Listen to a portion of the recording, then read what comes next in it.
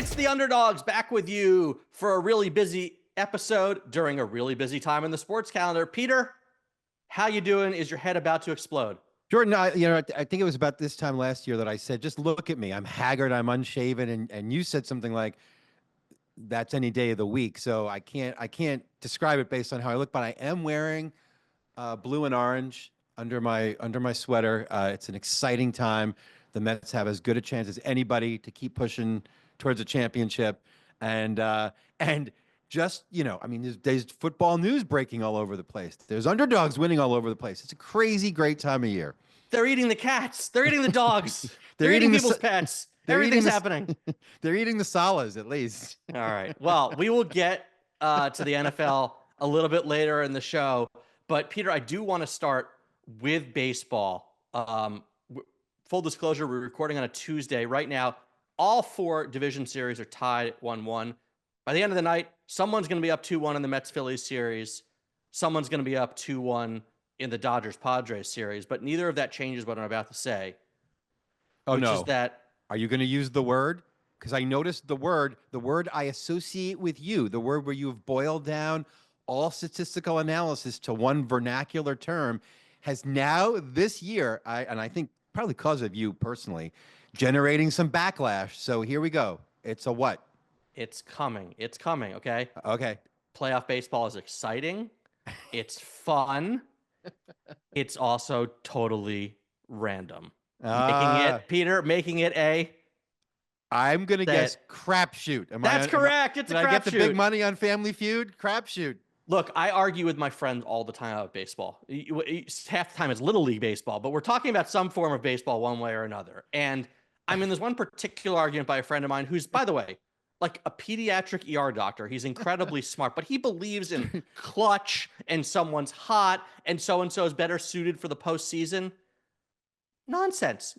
Jordan, are you arguing with pediatric neurosurgeons on hot dog lines at Little League games about the randomness of Little League baseball? I hope pitch not. Counts. Okay. But Peter, here's what I want to say, okay?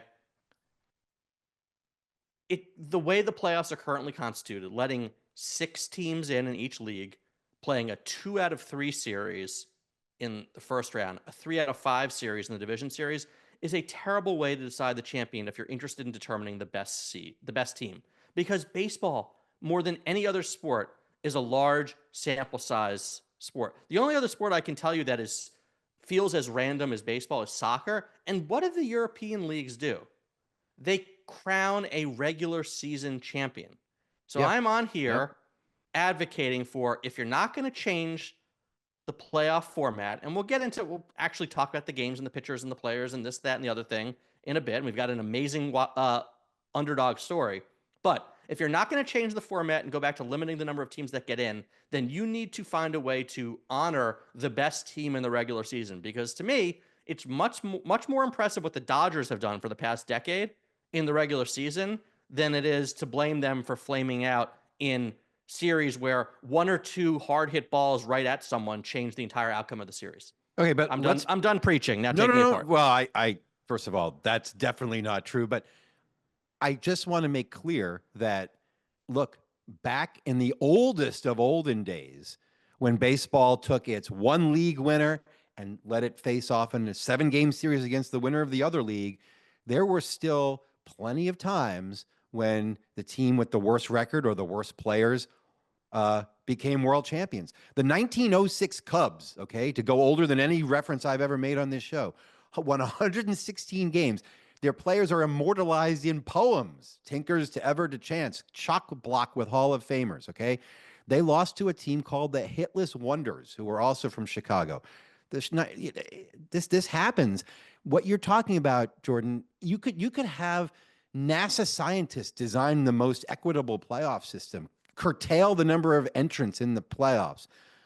But this is a subset of life being random. More than what we want to admit of life is random. Or should I say stuff happens. It's always been happening. And I want to say it's when people don't acknowledge the randomness of life in general and mix it up with a particular brand of entitlement that they themselves deserve championships because their team had Babe Ruth one time or their team had Hall of Famers one time. You mix a refusal to accept random fate with Yankees entitlement. And this is what you get, this particular brand of annoying argument. That's what I I don't think. think it's Yankees entitlement, Oh, Peter. come on. But There are people arguing the Yankees should beat the Royals. Why? When Mad Dog Russo says there should be an investigation because if the Yankees can't beat the Royals or the Tigers, why? Because they're because destined he's to an win idiot. for some reason. Because he's a moron, and he's been a Well, moron for 40 years. I, I mean, I, that's not I that's just that. there are some fan bases that are a lot more entitled in this way Yeah, than but others. Peter, anyone can beat anyone except for the White Sox 2 out of 3 games. And that pretty much goes to 3 out of 5 Right. games, too. There are so many random fluctuations during the course of the year where guys go 0 for 20 over a 5-game stretch or have 1 or 2 bad outings. That happens in the playoffs and you're done. And then you create narratives that so-and-so can't handle the clutch or can't handle the pressure, blah, blah, blah, blah, Right. blah. And right.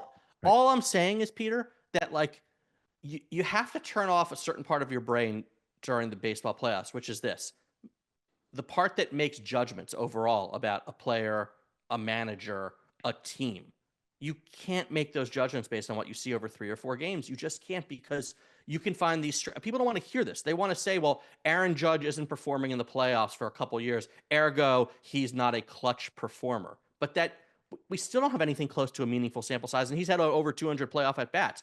A-Rod was remarkably unclutch until he wasn't, and carried them to a Well, World that's Series it. in Clutch. 2009. You know what's crazy about this, Jordan? One of the things that's crazy about this is clutch, like monstrous surprise game-winning hits and home runs are so great because they're surprising, because they make you jump up and say, oh my God, I never expected that to happen. Therefore, how can you get upset when they don't happen? Because they're not supposed to happen. So let me just suggest 2 things. Okay. One is, let's celebrate the organizations that shut out this noise, go out and acquire the best talent, put the best teams they can on the field year after year, and do not get deterred if they happen to trip over a pebble and lose to the Diamondbacks in a 3-game series. So I'm saying that let's celebrate the Dodgers and the Yankees. When we talk, every time I talk about the Yankees, sometimes I say it sarcastically, but I really do mean it. I say, you know what? Brian Cashman's going to the Hall of Fame. How many executives can you say belong on the Hall of Fame that are active in the game right now? Used to be able to say it about Theo Epstein. Brian Cashman, for sure, first ballot, get real. Dodgers feel the same way. And then the other thing I have to say is, this is not accounting. Nobody has to be angry because something bad happens just because something good happens. You can celebrate clutch performance, or let's not say clutch, let's say surprise, excellent, game-smashing performance. I can feel like, oh my God, Pete Alonso really might come back to the Mets now. And he really did deliver, and he met the moment. And that was a fantastic home run, without saying that something about his character or his value as an overall baseball player. Let's celebrate the great moments. Let's celebrate the great teams, and stop acting like you're supposed to win just because your other team's from Kansas City. It's hard because sports radio has made an entire industry on reacting to small sample sizes and making declarations, right? And if you drive around listening to New York sports radio, there's a couple of people in particular who, like, whatever 180 degrees counter to the way we look at life is, that's who they are. But look, we've said enough on this topic. I hope if you're watching, you can try not to make judgments and just enjoy the games. And here's something to really enjoy, okay? Because we are the Underdogs podcast. I saw a tweet this morning from Jared Diamond of the Wall Street Journal. Peter, do you know what the Tigers' payroll is of the 26 players on their roster right now? The combined amount of money they're making. Right. It was under the total that of Josh Hader, who they beat in the Astros series. It's like 18 or 20 million. $18.4 million. $18 million. Yeah. You want an underdog story? I give you the Detroit Tigers. Did they have an amazing regular season? No. Would they get into the playoffs in my format? No. But now that they're here, and this is what we keep saying, I really believe anyone can get into the playoffs and win, because it's short series and weird things happen. So, hey, embrace the randomness. They've got as good a shot as anybody, right? You know what's funny about Detroit? They didn't go all in at the trade deadline because they didn't expect to win. So that's pretty funny. And secondly, you got to appreciate how better scouting, yes, better analytics, better development, bringing some players up earlier than they used to be, throwing them into full-time major league action, and young players are performing better than ever. And Jackson Jobe is like Paul Skeens kind of all over again. I'm not going to say he's as good as that, but We brought him up on this podcast just a couple of months ago and said he could make a difference down the stretch. He's making a difference in the playoffs, and it's awesome to watch. They threw a whole bunch of young players in and just let them play. They believe in big sample sizes. They didn't bench Colt Keith because he hit 150 in April and most of May. Just let him keep playing, keep hitting. And eventually he hit. And so I like that organization. And I think it's cool that they're in the playoffs. Right. Okay. Before we move on, real quick, we just talked about how you can't predict baseball, Susan, but is there any team of the 8 remaining that you sort of feel most confident in picking to win the World Series at this point? Well, look, we've researched this. You can research your whole life and not find correlations between what teams do in the regular season and how they do in the playoffs. But the one small advantage we have found over time is the teams that hit the hell out of the ball, adjusted for their home field, okay, and adjusted, look at OPS, adjusted for home field advantage. Teams that do really well on that, more than any other pitching or hitting statistic, do well in the playoffs. That describes the Dodgers. I think the Dodgers are clearly the best team, best hitting, best lineup in the team. And I think Cleveland is clearly the best value because the Yankees are being too heavily bet.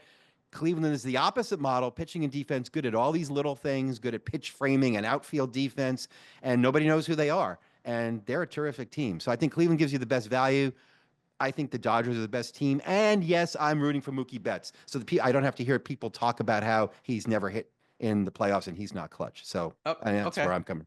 And I will go right head to head against you in that Dodgers series because I think look, as much as I'm rooting for the Yankees, the combination of the Padres hitting and their bullpen is really scary. And they're plus 500 to win the World Series. So if I had to bet a non-Yankees team, that's where I'd go. But look, Peter, it's hard to nail a postseason winner, but you know what? It's not hard to nail. That's right. Inflated home run rates. And that brings us... There's too many answers to that question. Yeah. But yes, you're right. The home run derby is actually not hard to nail. And boy, did we nail this one. And that brings us to Nailed It, one of our favorite segments where we talk about something we got right. Think you can nail it? Head over to our friends at DraftKings for the best odds and lines, especially on futures markets. New customers bet $5 and get $200 in bonus bets instantly. Download the DraftKings Sportsbook app now and use code Underdogs. That's the name of our show. In partnership with DraftKings, the crown is yours. And Peter, I take you back to June or July. I take you back to July when we were looking at the home run derby. Those patriotic times, yes. And we had some interesting insight. Jordan, you ever wonder how you'll be remembered in life? Sometimes I think that I might be remembered for the one thing that sounds the dopiest, but is the truest, which is this. To hit a home run, you have to do 2 things. You have to hit a fly ball, and the fly ball has to go over the wall. Sounds basic because it is. Fly ball rates are pretty constant for batters, but the rates at which they go over walls fluctuates a lot and due to a lot of random stuff. Weather, humidity, ballparks, fielding sometimes. And when we looked at home run to fly ball rates, whose home runs were leaving the parks at unusually high rates, one guy popped out of the spreadsheets, right? We were like, we couldn't believe it because he had one of the highest rates we'd ever seen. Mm-hmm. And that guy's name, Gunnar Henderson. Gunnar Henderson. And we got nothing against Gunnar. He's a great young player. He just hit more than 31% of his fly balls over walls in the first half of the season. And you could see regression to the mean coming from a mile away. So we predicted that the non-existent yet real curse of the home run derby was going to afflict Gunnar because his balls just weren't going to go over the walls as frequently as they did in the first half. And Jordan, what happened? Jordan, he hit 9 home runs in the second half, as opposed to his fly ball to home run rate went from 31% to 13.8%. And it looked like he was slumping. He was actually hitting as many fly balls as ever, also as many line drives. He had a great season. He just didn't get as many home runs, and you could see it coming. And we did, and we nailed it. We nailed it. So look, special shout out also to the Orioles fan who, when we wrote that they were that expectations were a little bit inflated for them compared to last year's win total. Who what did he call us? Was the word dip, Peter? In the comments at the Athletic? I believe yes. Dip is funny enough that I didn't take it personally. I believe we were maybe that's our softball team name, Jordan. The Baltimore Dip. Yep. So sorry about that. Sorry about Gunnar Henderson, but proud of ourselves for nailing it.